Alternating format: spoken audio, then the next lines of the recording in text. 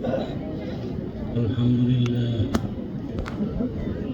لله نحمده ونستعينه ونستغفره ونؤمن به ونتوكل عليه ونعوذ بالله من شرور أنفسنا ومن سيئات أعمالنا من يهده الله فلا مضل له ومن يضلله فلا هادي له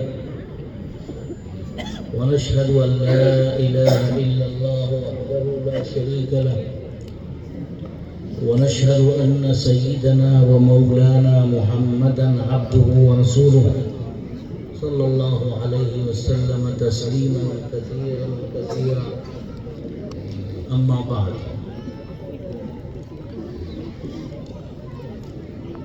فأعوذ بالله من الشيطان الرجيم بسم الله الرحمن الرحيم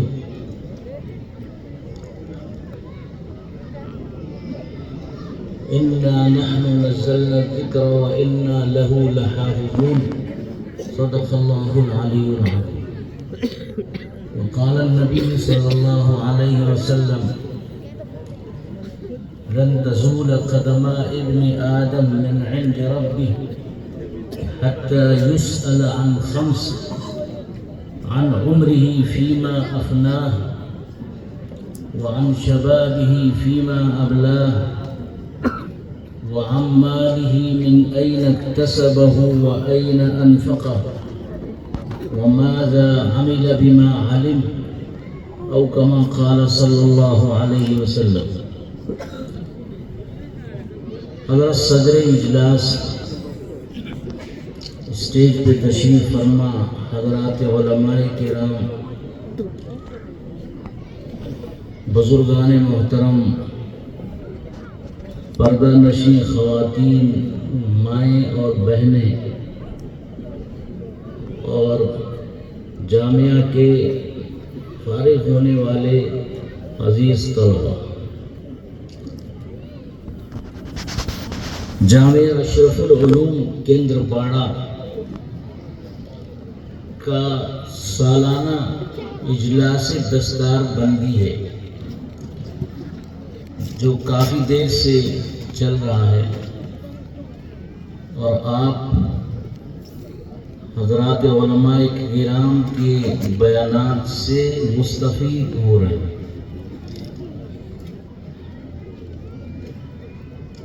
اس دوران جامعہ کی جامع رپورٹ بھی پیش ہوئی اور اس سے اندازہ ہوا کہ الحمدللہ حضرت مولانا محمد فاروق صاحب رئیس الجامعہ کی جد و جہد سے اور حضرات ارکان شورا کے مشورے اور برادران اسلام کے مخلصانہ تعاون سے ادارہ تیزی کے ساتھ ترقی کی طرف گامزن ہے۔ مدرسے میں حفظ، دینیات، عالمیت، افتاء وغیرہ کی کورس کے ساتھ ساتھ طالبات کا بھی ایک اہم مدرسہ ہے، اور اسکول وغیرہ بھی قائم ہے۔ اللہ تبارک و تعالی اس کو مزید ترقی عطا فرمائے، اور حضرت مولانا فاروق صاحب دامت برکاتہ پورے صوبے میں مدارس کی جو تنظیم ہے آل انڈیا، جو دارالعلوم دیوبند میں قائم ہے، رابطہ مدارس اسلامیہ عربیہ، اس کی تمام صوبوں میں شاخیں ہیں۔ یہاں کی شاخ کے صدر بھی حضرت مولانا فاروق صاحب دامت برکاتہم ہیں، اور یہاں کا رابطہ اور تنظیم نہایت فعالیت کے ساتھ کام کر رہی ہے۔ پورے صوبے میں جتنے مدرسے رابطے کے رکن ہیں، ان کے حفظ کے طلباء اور عربی درجات کے طلباء کا اجتماعی ایک ساتھ بورڈ کے تحت امتحان بھی ہوتا ہے، جو یہاں اور بہت سے صوبوں میں ہے، لیکن یہاں خاص طور سے بہت کامیابی کے ساتھ یہ نظام چل رہا ہے۔ تو بڑی خوشی اور مسرت کی بات ہے، اللہ تعالیٰ اور ترقی عطا فرمائے۔ اور رپورٹ کے بعد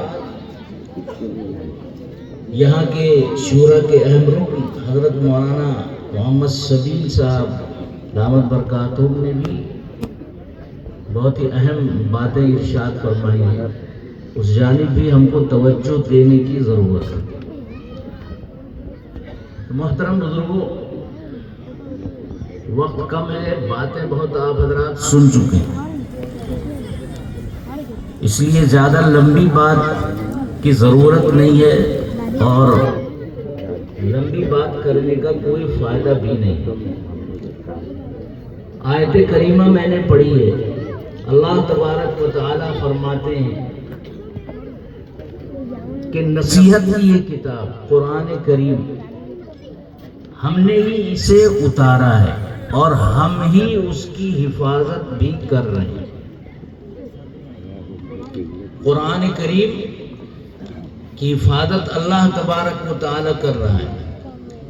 پہلی قوموں کے علماء کو یہ ذمہ داری دی گئی تھی کہ وہ اپنی آسمانی کتاب کو پڑھیں، سمجھیں، لوگوں کو سمجھائیں اور اس کی دعوت وغیرہ کا کام کریں، مگر وہ اس ذمہ داری کو ادا نہیں کر سکے۔ انہوں نے تورات کو بدلا، انجیل کو بدلا، زبور کو بدلا، بہت سے اور صحیفے جو آئے تھے جو 100 کے قریب تھے ان سب میں تبدیلی کی، اور کوئی ایک آسمانی کتاب اصلی شکل میں سوائے قرآن کے اور موجود نہیں۔ تو چونکہ اسلام آخری مذہب ہے اور حضور صلی اللہ علیہ وسلم آخری رسول ہیں، خاتم الانبیاء والرسل ہیں، اور آپ کی امت یہ خاتم الامم ہے، سب سے آخر میں پیدا کی جانے والی ہے اور قیامت تک یہ امت رہے گی۔ تو چونکہ دین قیامت تک رہے گا، نبوت کا کام قیامت تک رہے گا، قرآن کی تعلیم اور دعوت کا کام بھی قیامت تک رہے گا، اس لیے اس بات کی ضرورت تھی کہ اللہ تبارک و تعالیٰ یہ کتاب بالکل اسی طرح محفوظ رکھے جیسی یہ قرآن یہ کتاب نازل ہوئی تھی۔ امریکہ سے 2 علماء جو اپنے فن کے ماہر تھے، ایک عیسائی تھا، ایک یہودی تھا، وہ دارالعلوم دیوبند آئے۔ جن اساتذہ نے ان سے بات کی ان میں بھی تھا، تو میں نے ان سے پوچھا، جو عیسائی عالم تھا، کہ آپ یہ بتائیں کہ کتنے دنیا میں ایسے لوگ ہوں گے جن کو انجیل زبانی یاد ہوگی، جو انجیل کے حافظ ہوں گے؟ تو تھوڑی دیر تک سوچنے کے بعد اس نے کہا کہ ایک بھی آدمی آپ کو شاید ایسا نہ ملے جو پورے انجیل کا حافظ ہو یا پوری تورات کا حافظ ہو۔ تو اتنے لوگ ہیں، عیسائی بڑی تعداد میں ہیں، مگر اس کے باوجود ایک حافظ بائبل کا، انجیل کا دنیا میں موجود نہیں پورے طور پر۔ اور اگر کوئی موجودہ انجیل کو یاد بھی کر لے تو وہ انجیل کا حافظ نہیں ہوگا، اس لیے کہ وہ انجیل ہے ہی نہیں جو اتاری گئی، اس میں تو انہوں نے بہت ساری تبدیلیاں کر دی۔ ایک طرف انجیل کا، تورات کا کوئی بھی حافظ دنیا میں شاید نہیں ہے، اور ایک طرف اللہ تبارک و تعالیٰ نے مدرسوں کے ان چھوٹے چھوٹے بچوں کے ذریعے قرآن کی حفاظت کا وہ انتظام فرمایا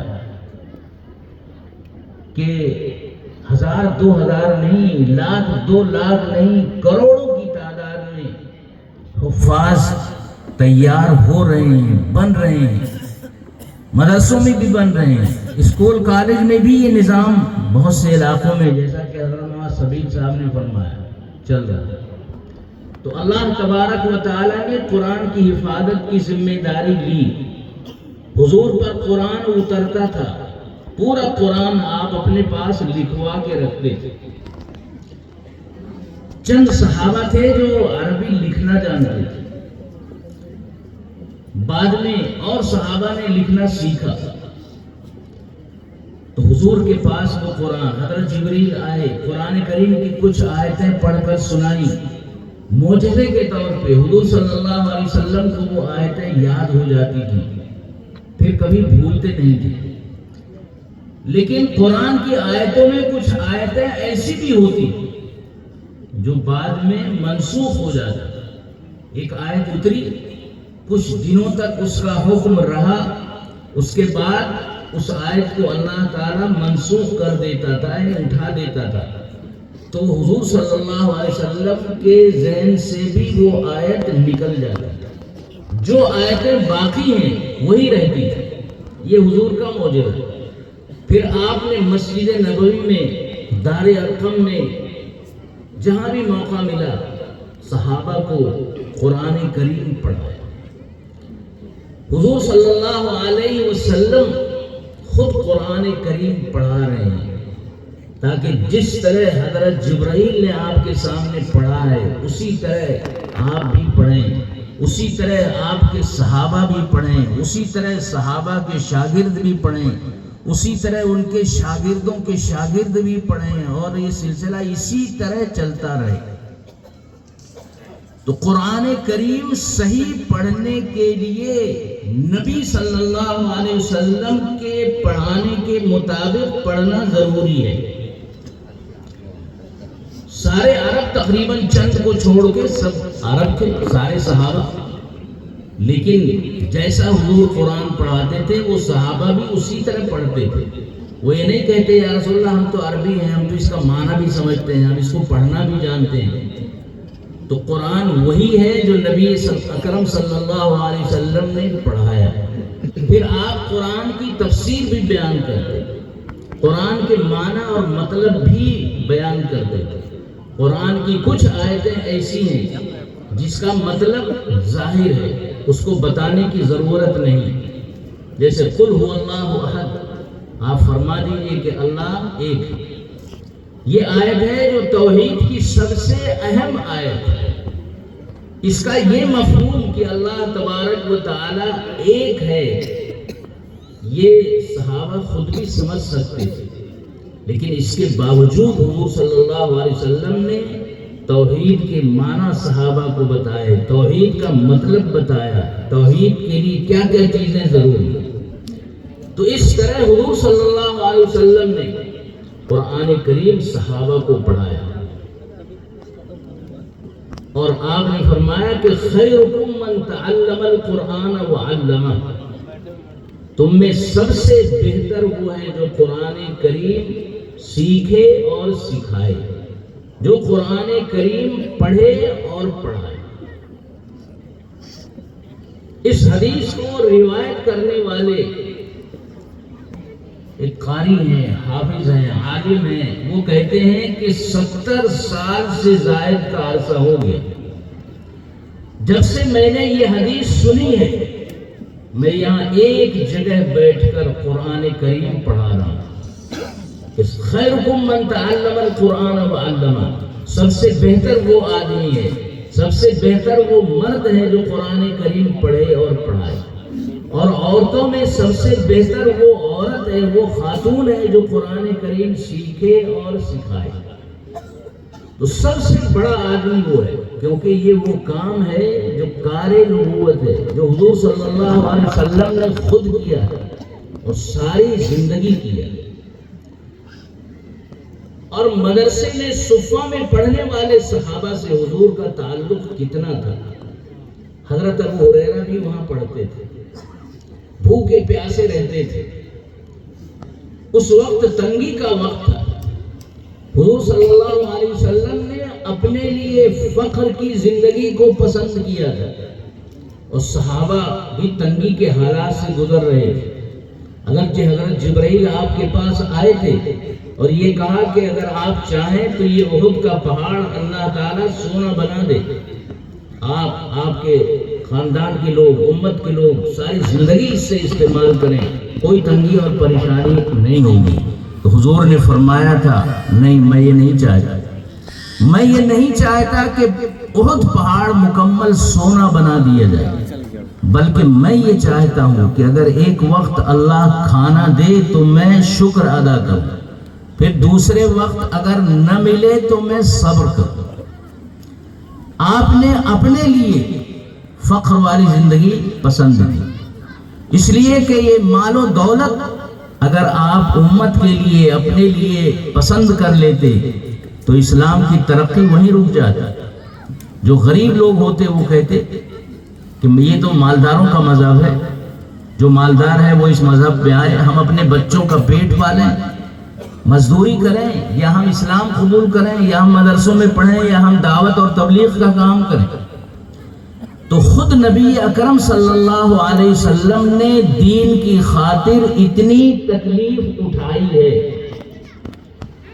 کہ اس میں امت کے ہر تنگ دست غریب سے غریب امتی کے لیے سبق ہے کہ جب حضور صلی اللہ علیہ وسلم اتنی تکلیف اٹھا رہے ہیں تو یہ ہماری تکلیف اس کے مقابلے میں کچھ نہیں ہے۔ ہمیں دین کے لیے کام کرنا ہے، دین پر عمل کرنا ہے، دین کی دعوت دی۔ تو نبی اکرم صلی اللہ علیہ وسلم کے گھر کا حال یہ تھا، ہفتوں گھر میں چولہا نہیں جلتا تھا۔ حضرت عائشہ فرماتی ہیں الا ان یؤتا باللحی، کبھی کبھی تھوڑا سا گوشت اگر کہیں اڑوس پڑوس سے آ جاتا تھا تو وہ پکا لیا جاتا تھا، پیٹ بھر کر گوشت بھی بہت دنوں تک نصیب نہیں ہوا، اور اس میں آپ خوش تھے، یہی حالت ہمارے لیے بہتر ہے۔ اور عجیب و غریب روایتیں، حضرت ام سلمہ کا شاید واقعہ، کہیں سے گوشت آیا، حضرت ام سلمہ نے خادمہ سے کہا کہ اسے اٹھا کے رکھ دو، طاق پہ رکھ دو۔ عجیب حدیث، اسے طاق پہ رکھ دو، حضور صلی اللہ علیہ وسلم کو گوشت پسند ہے اور کئی دنوں سے آپ نے کچھ کھایا بھی نہیں، وہ رکھ دیا گیا۔ کچھ دیر کے بعد ایک سائل آیا، اس نے کہا کہ گھر میں کچھ کھانے کو ہو تو ہمیں دے دے۔ تو حدیث میں یہ ہے کہ اگر کوئی سائل آئے اور کچھ مانگے اور دینے کا ہو تو دے دینا چاہیے، اور اگر نہیں دینے کا کچھ ہے تو دعا کر دینی چاہیے۔ تو حضرت ام سلمہ نے اس کے لیے دعا کر دی، وہ چلا گیا۔ بعد میں حضور صلی اللہ علیہ وسلم تشریف لائے، حضرت ام سلمہ نے خادمہ سے کہا وہ گوشت لے آؤ۔ خادمہ گئی، آ کر کہنے لگی وہاں تو پتھر کا ٹکڑا ہے، وہاں گوشت نہیں ہے، یعنی وہ گوشت پتھر کا ٹکڑا بنا دیا گیا۔ کیوں؟ بیچ میں ایک سائل آیا تھا، گوشت گھر میں تھا، وہ گوشت اس سائل کو دینا چاہیے، لیکن حضرت ام سلمہ حضور صلی اللہ علیہ وسلم کے لیے گوشت روک کر رکھ رہی ہیں۔ جب یہ حال ہے کہ سائل کو گوشت نہ دینے کی وجہ سے وہ پتھر کا ٹکڑا ہو، خادمہ نے کہا کہ وہ تو پتھر کا ٹکڑا نظر آ رہا، وہاں گوشت نہیں ہے۔ تو حضور صلی اللہ علیہ وسلم نے فرمایا کہ جب وہ سائل آیا تھا تو اس کو دے دینا چاہیے۔ اللہ تبارک و تعالیٰ کو یہ بات پسند نہیں آئی۔ تو اب یہ دیکھیں کہ حضور صلی اللہ علیہ وسلم بھی وہ گوشت نہیں کھا سکتے، لیکن سائل کو لوٹانا اللہ کو پسند نہیں آیا۔ اس میں بہت سبق ہے کہ چاہے کوئی بڑے سے بڑا دیندار ہو، جب نبی کے گھر کا یہ حال ہے، بڑے سے بڑا عالم ہو، بڑے سے بڑا بزرگ ہو، سائل کا حق بہرحال ادا کرنا چاہیے۔ یہ تو بیچ کی ایک بات میں نے کہی، اس سے اندازہ ہوتا ہے کہ آپ کے گھروں میں کتنی پریشانی، کتنی معاشی تنگی اور کتنی تکلیف کا حال تھا، پھر بھی یہ ساری قربانیاں آپ نے برداشت کی۔ حضرت ابو ہریرہ صفہ کے بڑے شاگرد ہیں، سب سے زیادہ حدیثیں انہی نے حضور صلی اللہ علیہ وسلم سے نقل کی۔ کھانے پینے کا باقاعدہ انتظام نہیں تھا، کھجوریں ہوتی تھی، ایک صاحب باغ سے کھجور کا خوشہ لے آئے، وہ لٹکا دیا گیا، ایک طالب علم کو ایک کھجور مل گئی، بعض دفعہ ایک کو ایک کھجور بھی نہیں ملتی تھی، ایک کھجور چوستے تھے، منہ سے نکال کے پانی پی لیتے تھے، وہ کھجور دوسرے کو دے دیتے، وہ بھی تھوڑا سا چوستے، مٹھاس پیدا ہوتی، وہ نکال کے دوسرے کو دے دیتے۔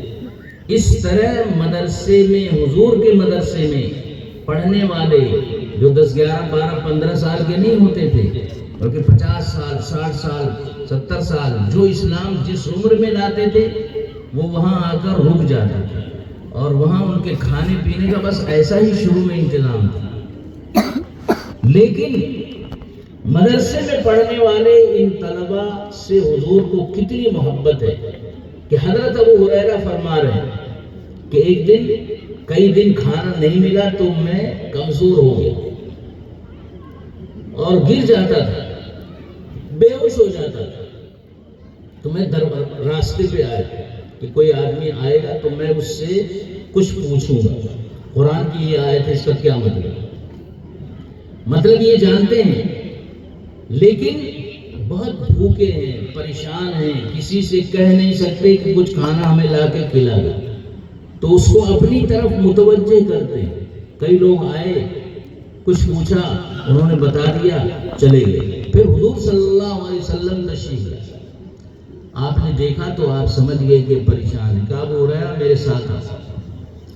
اب آپ اپنے گھر میں دولت خانے میں تشریف لے گئے، گھر والوں سے پوچھا کہ کھانے کی کوئی چیز ہے؟ گھر والوں نے کہا کوئی چیز نہیں،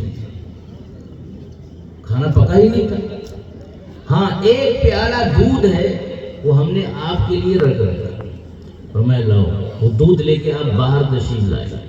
حضرت ابو ہریرہ کہہ رہے ہیں کہ میں تو دیکھ کر بڑا خوش ہوا کہ نبی اکرم صلی اللہ علیہ وسلم ابھی یہ دودھ مجھے دیں گے اور میں خوب سیر ہو کر پیوں، لیکن آپ باہر تشریف لائے۔ کہنے لگے ابو ہریرہ تمہارے اور کئی ساتھی ہیں جو بھوکے ہیں، لہذا مسجد سے ان لوگوں کو صفہ سے بلا کر لاؤ۔ وہ سارے لوگ آ گئے، وہ 80 90 کے قریب، ایک پیالہ دودھ ہے، کس کو پلائیں کس کو نہ پلائیں، لیکن حضور صلی اللہ علیہ وسلم کے دست مبارک سے برکت کے اس طرح کے بے شمار واقعات ہیں جو حدیثوں میں آتے ہیں۔ حضور نے فرمایا ابو ہریرہ یہ پیالہ لو، ہر آدمی کو دو۔ وہ اس سے منہ لگا کے دودھ پیے، پھر وہ پیالہ دوسرے کو دے۔ تو اسلامی طریقہ بھی یہی ہے، یہ نہیں کہ ایک آدمی گلاس میں پانی پیے اور پانی بچے تو پھینک دو، پھر صاف کرو، پھر دوسرا۔ مسلمان اگر آپس میں ہوں تو وہ ایک ہی گلاس سے کئی مسلمان پی سکتے ہیں، لیکن اس کے لیے یہ بھی ضروری ہے کہ مسلمان صفائی کے ساتھ رہیں۔ یہ نہیں کہ منہ گالدان بنا رکھا ہے، منہ میں پان بھرا ہوا ہے، منہ میں تمباکو بھرا ہوا ہے، منہ سے سگریٹ کی بو آ رہی ہے۔ اب ایک آدمی جب پیے گا تو اس میں تو بدبو پیدا ہوگا۔ معلوم ہوا کہ ہر مسلمان کو صاف ستھرا ہی رہنا چاہیے۔ پھر ایک آدمی دودھ پیے نکال کے دوسرے کو، اس طرح 80 90 صحابہ نے دودھ پی۔ حضرت ابو ہریرہ کا نمبر ابھی آیا ہے، کیونکہ اصول یہ بیان کیا گیا ہے کہ جو کوئی آدمی کسی کو کچھ تقسیم کرے تو تقسیم کرنے والا خود بعد میں، یعنی کہ جو نکاح میں مٹھائی تقسیم ہوتی ہے، کھجور ہے، تو پہلے بڑا سا لے کے جیب میں بھر لیتے ہیں تقسیم کرنے والے، اس کے بعد دوسروں کو دیتے ہیں، ملتی ہے یا نہیں ملتی۔ تو ساقی القوم آخرو، لوگوں کو جو دودھ پلا رہا ہو یا پانی پلا رہا ہو خود سب سے آخر میں لینا چاہیے۔ تو آخر میں حضور نے حضرت ابو ہریرہ سے فرمایا کہ اب آپ پیو، انہوں نے بھی پیا، فرمایا اور پیو، کہنے لگے یا رسول اللہ اب نہیں پی سکتے، کئی دن کے بھوکے ہیں، پیالے میں دودھ اندر سے ہی بڑھ رہا ہے، وہ اتنا بڑھ رہا ہے، اتنا پی رہے ہیں، پیٹ ان کا سیر ہو گیا، اور کہنے لگے یا رسول اللہ اب نہیں پی سکتا۔ پھر آپ نے اس میں پیا اور وہ پیالہ گھر میں بھجوایا، حضور کے گھر والوں نے سب سے آخر میں پیا۔ کیا آج کوئی ایسا خاندان ہے جو یہ کہے کہ بھئی ہمارے یہاں سالن بنا ہے، ناشتہ بنا ہے یا حلوہ بنا ہے، پہلے مدرسے والوں کو کھلا دو، بچے گا تو ہم لوگ کھائیں گے، نہیں تو نہیں کھائیں گے؟ بہت کم ایسے لوگ، لیکن حضور صلی اللہ علیہ وسلم کے گھر کے لوگ اہل بیت رسول وہ بھی برداشت کر رہے ہیں تکلیف، اور یہ صحابہ جو مدرسے میں پڑھنے والے انہوں نے جو دودھ چھوڑا ہے اسی میں سے ان حضرات نے بعد میں کیا۔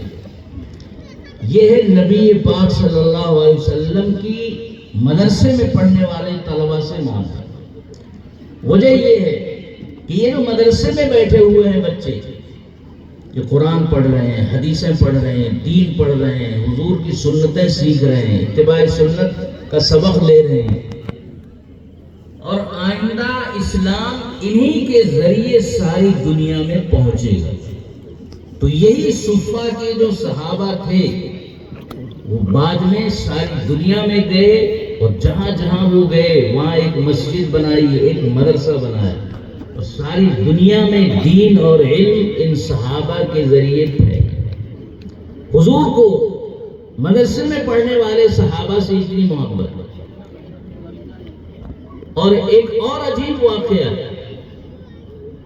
حضرت فاطمہ رضی اللہ عنہ جگر گوشہ رسول،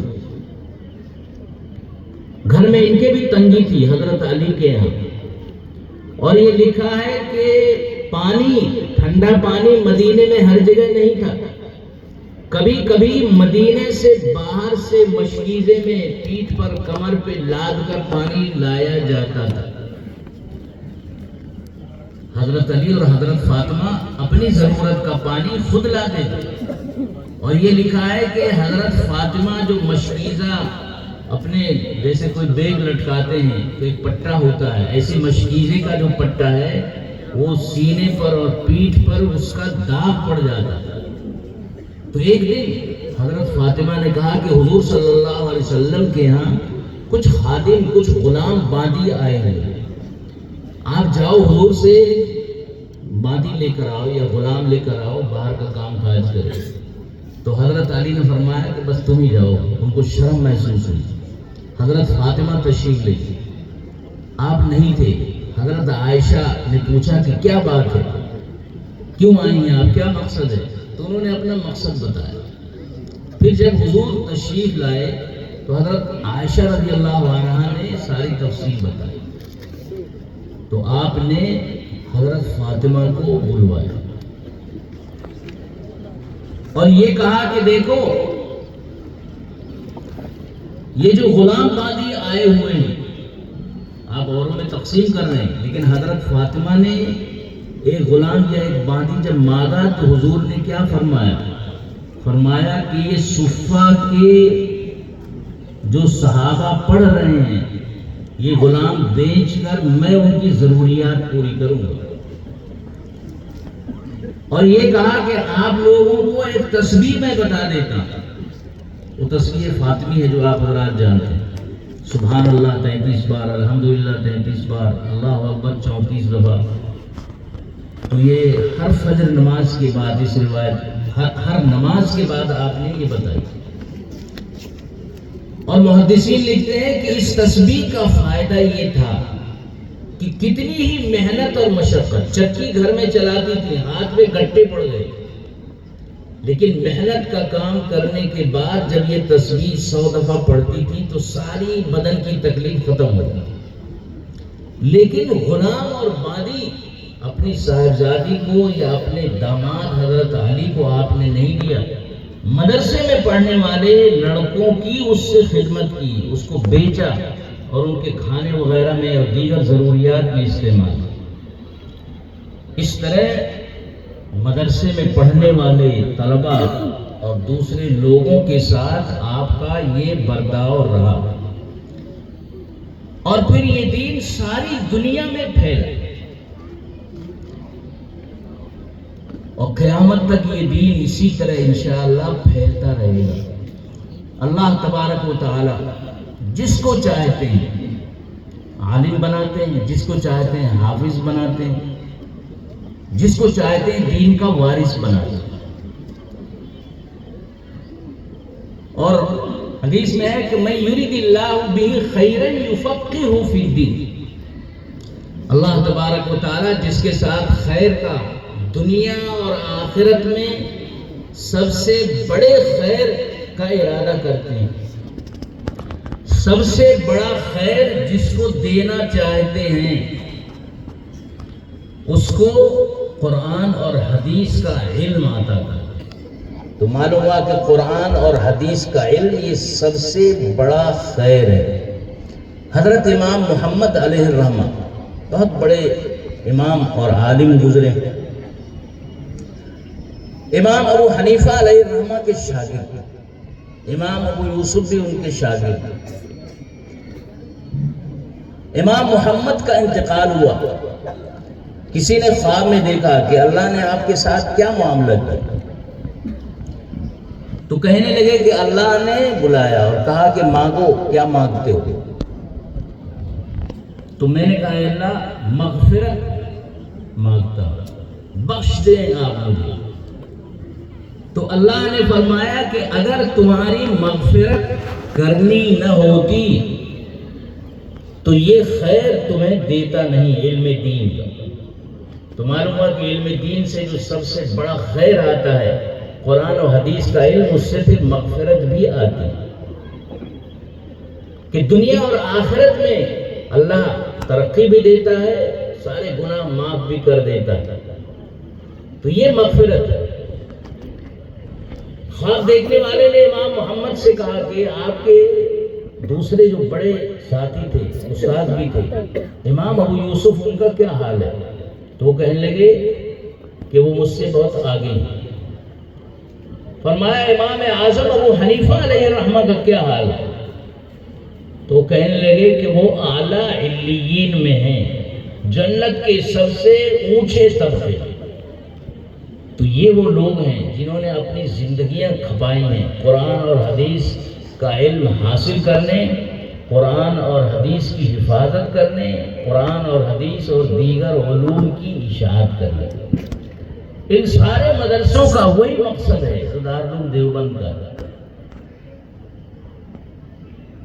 اسلام، علوم اسلامیہ اور مسلمانوں کی حفاظت اور علوم اسلامیہ کی اشاعت. اس لیے یہ مدرسے دارالعلوم دیوبند کی سب شاخیں، چاہے مظاہر علوم ہو، چاہے ندوائی ہو، چاہے اور کوئی مدرسہ ہو، سب دارالعلوم دیوبند ہی کے نہج کو اصلی طور پہ مانتے ہیں. کوئی جزوی فرق ہوگا تو ہو، کیونکہ سب کے اکابر ایک ہی تھے. حضرت نانوتوی علیہ الرحمہ نے اصول ہشتگانہ دارالعلوم دیوبند کے لیے لکھے 8 اصول کہ مدرسہ کیسے چلایا جائے. اسی طرح انہوں نے مظاہر علوم کے لیے بھی یہ اصول لکھ کر دیے. آج سب سے زیادہ اس بات کی ضرورت ہے کہ ہم وہ دین جو اللہ نے ہمیں دیا ہے ہم دوسروں تک منتقل کریں. ابھی آپ سن رہے تھے کہ مدرسے میں 2-3% لوگ آتے ہیں، مسلمان بچوں میں 2-3% مدرسے میں آتے ہیں، اور عالم ہو کر جو نکلتے ہیں وہ تو بہت 1-2% ہوتے ہیں. ایک بڑی تعداد آپ ملک میں جائیں تو ایسی معلوم ہوگی جو کلمہ اس سے واقف نہیں، نماز روزہ نہیں جانتے، کلمہ کیا ہے وہ نہیں جانتے، دین کیا ہے وہ نہیں جانتے. وہ سمجھتے ہیں کہ ہمارے پیدائش کا مقصد کھانا پینا ہے اور بس چلے جانا ہے. تو یہ لوگ جو ابھی تک دین سے ناآشنا ہیں ان تک دین پہنچانا، پھر نئی نسل تک دین کو منتقل کرنا. قرآن کریم میں اللہ تبارک و تعالی نے فرمایا یا ایھا الذین آمنوا قوا انفسکم واہلیکم نارا، اے ایمان والو اپنے آپ کو اور اپنے گھر والوں کو جہنم کی آگ سے بچاؤ. اگر ان کو بچایا نہیں گیا تو یہ بڑی تعداد میں جہنم میں چلے جائیں گے. حضرت علی نے فرمایا علموہم الخیر، اپنے بچوں کو، گھر والوں کو خیر کی تعلیم دو. اور حضرت مفتی شفیع صاحب علیہ الرحمہ نے ایک جگہ خیر کے معنی لکھے ہیں کہ قرآن اور سنت کا ہے. اس لیے اگر لوگوں کو جہنم سے بچانا چاہتے ہو اپنے آپ کو بھی، تو ضرورت ہے کہ پہلے قرآن و حدیث کا علم خود حاصل کرو، پھر اپنے بچوں میں بھی وہ علم پیدا کرو۔ ایمان پہ ڈاکے ڈالے جا رہے ہیں۔ حضرت مولانا فاروق صاحب نے بتایا کہ ہمارے ہاں دینیات کے نظام اور نصاب کے تحت بچیاں علم حاصل کرتی ہیں، عصری تعلیم۔ آج کل یہ بھی ضروری ہے، جیسے مدرسے ضروری ہیں ایسے ہی مسلمانوں کے ایسے تعلیمی ادارے بھی ضروری ہیں جو بچوں اور بچیوں کی اعلیٰ تعلیم کا انتظام کریں، الگ الگ اختلاط کے ساتھ نہیں، بچوں کی تعلیم الگ ہو، بچیوں کی الگ۔ یہ جو مخلوط تعلیم ہے، کہ سرکاری ادارہ ہے یا کسی اور قوم کا ادارہ ہے، وہاں لڑکے اور لڑکیاں سب پڑھتے ہیں، پردے کا وہ اہتمام نہیں ہو پاتا، اور دنیا بھر کی خرافات پیدا ہوتی ہیں، اور بڑی تعداد میں ہماری قوم کی بچیاں دوسرے قوم کے لڑکوں کے ساتھ چلی جاتی ہیں، اور اس کا باقاعدہ انہوں نے نظم کر رکھا ہے کہ ایک بچی کو یا ایک بچے کو ادھر پھیرو، ادھر لاؤ، کسی مسلم لڑکی کا نکاح غیر مسلم سے کراؤ، اس پہ اتنے لاکھ روپے کا بجٹ ہے، باقاعدہ ان کا بجٹ ہے، اور وجہ صرف مخلوط تعلیم، بے پردگی کے ساتھ تعلیم۔ بچیاں بے پرد جاتی ہیں تو ماں باپ کو احساس نہیں ہوتا، اور جب اس طرح کے واقعات ہوتے ہیں جو اتنے شرمناک ہوتے ہیں کہ ماں باپ اس کو بیان بھی نہیں کر سکتا، اور بسا اوقات عدالت میں ماں باپ رو رہے ہیں، تم ہماری لخت جگر ہو، تم ہماری بیٹی ہو، یہ تم کیا کر رہی ہو؟ لڑکی کہتی ہے آپ کون ہیں؟ میں نہیں پہچانتی، میں آپ کو نہیں پہچانتی۔ ایک نہیں سینکڑوں اس طرح کے واقعات ہو جاتے ہیں، اور اسی غیر مسلم کے ساتھ اس بچی کو قانونی اور عدالتی جو طریقہ ہے اس میں بالغ لڑکی جو کہے اس کو مان لیتے۔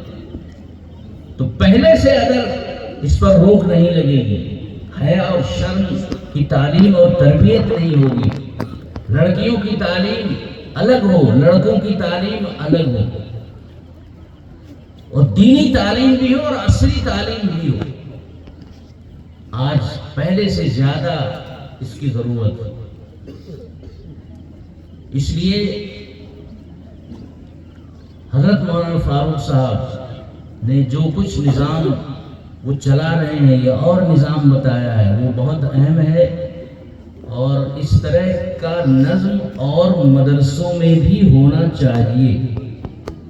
بچیوں کی نگرانی بھی ہو، بچوں کی نگرانی ہو، دینی تعلیم ہو، تعلیم کے ساتھ ساتھ اخلاقی تربیت بھی ہو، تو یہ چیزیں بہت ضروری ہیں، ورنہ حالات اور زیادہ خراب ہو سکتے ہیں، ہوتے ہی جا رہے ہیں، اور پھر جب اور خراب ہو جائیں گے تو اس کو کسی طرح روکا نہیں جا سکے گا۔ اس لیے ذمہ داروں کو بہت سوچ سمجھ کر فیصلے کرنے چاہیے، قدم اٹھانے چاہیے۔ ایک حدیث بھی میں نے پڑھی تھی، وقت بہت ہو گیا ہے لیکن اس کا ترجمہ بس کر دیتا ہوں، کہ دنیا میں جو اللہ نے ہمیں بھیجا ہے تو اس لیے نہیں کہ ہم آزاد ہیں، بلکہ قرآن نے تو کہا ہے وَمَا خَلَقْتُ الْجِنَّ وَالْإِنسَ إِلَّا لِيَعْبُدُونِ، ہم نے جنات اور انسان کو صرف اپنی عبادت کے لیے پیدا کیا۔ لیعبدون کی تفسیر جلالین میں لیعرفونی، تاکہ میری معرفت حاصل کرے، میرا علم حاصل کرے، اللہ کو پہچانے۔ جب اللہ کو پہچانیں گے، جب اللہ کی معرفت ہوگی، جبھی علم دین آئے گا اور جبھی عبادت ہو۔ محمود غزنوی ایک بڑے حکمراں اور بادشاہ گزرے تھے، رات کو وہ بھیس بدل کر نکلتے تھے، ایک دفعہ رات کو نکلے تو دیکھا 5-7 آدمی بیٹھے ہوئے ہیں، کچھ باتیں کر رہے ہیں۔ ان کا بھائی آپ کون لوگ ہو؟ تو کہا کہ ہم تو چور ہیں اور ہم مشورہ کر رہے ہیں کہ آج چوری کہاں کی جائے کہ زیادہ مال ملے، تم کون ہو؟ تو بادشاہ نے کہا میں بھی تمہاری طرح ایک آدمی ہوں۔ کہا چلو چوری میں ہماری مدد کرنا۔ اب مشورہ ان کا ہو رہا ہے، جوڑ ہو رہا ہے۔ لوگوں نے کہا کہ بھائی کس آدمی کو کیا ہنر آتا ہے جو چوری میں کام آئے، وہ بتاؤ۔ تو ایک آدمی نے کہا کہ میں کتے کی زبان سمجھتا ہوں، اگر کتا بولنے لگے تو میں بتا دیتا ہوں یہ کیا کہہ رہا ہے۔ تو لوگوں نے کہا چلو خیر، یہ بھی ایک تمہارا ہنر ہے۔ دوسرے نے کہا کہ میں رات کی تنہائی میں جس کو دیکھتا ہوں دن کے اجالے میں پہچان لیتا ہوں۔ تیسرے نے کہا کہ میرے بازو میں وہ طاقت ہے، کتنا اونچا محل ہو میں پھندا ادھر ڈال دیتا ہوں، اتر جاتا ہوں، پھر واپس آ جاتا ہوں۔ کسی نے کہا کہ ہم بڑا نقب بھی لگا لیتے ہیں، دیوار میں سوراخ کر دیتے ہیں۔ سب نے اپنا اپنا کمال بتایا۔ اب چوری ہوئی تو لکھا ہے کہ شاہی محل میں چوری کا فیصلہ۔ گئے، جب چلنے لگے تو ایک کتا بھونکنے لگا۔ تو وہ آدمی کہتا ہے جو کتے کی زبان سمجھتا تھا، یہ کتا کہہ رہا ہے کہ بادشاہ تمہارے ساتھ چل رہا ہے۔ لوگوں نے کہا پاگل ہو رہا ہے، بادشاہ تو محل میں سو رہا ہوگا، ہمارے ساتھ کہاں سے آ جائے گا، چل ایسے ہی بول رہا ہے۔ چلو اور آگے گئے، ہر آدمی نے اپنا ہنر دکھایا اور چوری ہو گئی اور بہت مال ملا۔ محمود غزنوی نے کہا کہ بھئی آپ کے ساتھ رہنے میں تو بڑا فائدہ ہے، اب تو میں کل بھی آپ کے ساتھ آؤں گا، آپ لوگ رہتے کہاں ہوں؟ تو انہوں نے اپنا پورا پتہ بتا دیا کہ آبادی کے باہر کچھ چھپر ہیں، جھوپڑیاں ہیں، ہم اس میں رہتے ہیں، جب ضرورت ہو آ جانا۔ اب ادھر شور ہوا، چوری ہو گئی، محل سے بہت سارا مال نکال لیا گیا۔ بادشاہ کو تو پتہ تھا ہی، تو بادشاہ نے پولیس والوں سے کہا کہ آبادی کے باہر کچھ چھپر ہیں، جھوپڑیاں ہیں، وہاں جو لوگ رہتے ہیں پکڑ لو۔ اب یہ سب پکڑ کے لائے گئے۔ اب رات تو محمود غزنوی کو سادے لباس میں دیکھا تھا، اس وقت وہ تاج کے ساتھ ہے، تخت پہ بیٹھا ہوا ہے، چاروں طرف پولیس والوں کا اور فوجیوں کا سیکورٹی کا انتظام ہے، کوئی ان کو پہچان نہیں سکتا۔ تو بادشاہ نے کہا کہ تم لوگوں نے بڑا جرم کیا اور سخت سزا تمہیں ملے۔ تو انہوں نے اعتراف کیا کہ ہاں جرم ہم نے کیا ہے، جو سزا بھی آپ دیں ہمیں تسلیم۔ اتنے میں وہ ایک آدمی بولا کہ میرے اندر یہ کمال ہے کہ رات کو کتنی ہی تاریکی میں کتنا ہی بھیس بدل کر کوئی ہو، میں جس کو دیکھتا ہوں دن میں پہچانتا ہوں۔ تو مجھے ایسا لگ رہا ہے کہ آپ ہی رات ہمارے ساتھ تھے۔ سارے لوگ کہنے لگے کہ تو پاگل ہے، یہ کہاں رہے ہوں گے؟ کہا نہیں، یہی تھے۔ تو یہ مولانا روم نے یہ واقعہ تمثیل بیان کی اور وہ یہ بتانا چاہتے ہیں کہ ہر انسان جو بھی کرتا ہے وہ اللہ کی نظر میں ہوتا ہے، اللہ اس کو دیکھ رہا ہوتا ہے، دیکھ رہا ہے کہ چوری کر رہا ہے، سزا فوراً نہیں دیتا، دیکھ رہا ہے کہ نماز چھوڑ رہا ہے مگر پہلے ہی جرم میں سزا نہیں ملتی، اللہ تعالیٰ ڈھیل دیتے۔ ایک بات تو یہ، تو ہر آدمی کو یہ سمجھنا چاہیے کہ ہم کہیں بھی ہوں، کچھ بھی کر رہے ہوں، اللہ تعالیٰ کی نظر میں ہوتے ہیں، اللہ تعالیٰ ہمیں دیکھ رہا ہوتا ہے، کبھی نہ کبھی پکڑے گا۔ ایک بات تو یہ۔ دوسری بات یہ ہے کہ اس ایک آدمی جس نے بادشاہ کو پہچانا تھا، اور اس میں یہ بھی آتا ہے کہ بادشاہ سے لوگوں نے پوچھا تھا کہ بھئی تمہارے اندر کیا کمال ہے؟ تو اس نے کہا تھا کہ اگر مجرم پکڑے جائیں اور میرا ایک اشارہ ہو جائے تو سب چھوٹ جاتا ہے۔ تو اس نے کہا کہ آپ نے یہ بات کہی تھی، ہم نے جرم کیا ہے، ہم پکڑے گئے، اب معاف کرانا چھوڑوانا آپ کا کام ہے۔ بادشاہ نے اشارہ کیا، وہ چھوڑ دیے گئے۔ تو معلوم ہوا کہ معرفت خداوندی یہ ضروری ہے، اللہ کی معرفت، اللہ کو پہچاننا، اللہ کا مقام جاننا۔ جتنا اللہ کی معرفت ہوگی اتنا ہی اللہ کا خوف پیدا ہوگا۔